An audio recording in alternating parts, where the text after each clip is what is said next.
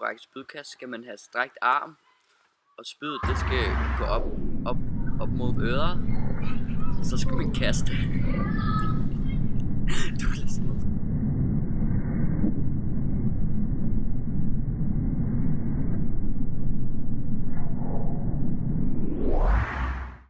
Ved start af løbsstafet er det vigtigt, at man sætter godt af og får et godt sprint i starten. Man skal læne sig forover for at kunne opnå så meget fart som overhovedet muligt for sin egen krop.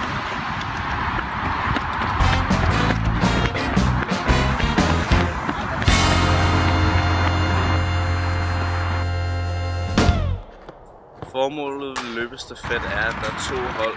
Hver hold skal løbe mod hinanden i en bestemt rute. Den, der kommer først, vinder.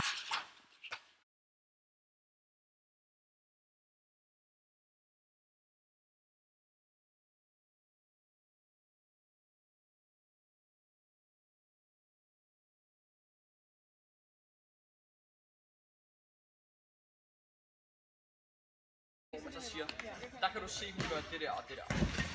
Fordi så varer det meget længere tid. Vigtigt, man tilpasser sine skridt med størrelsen på sin krop.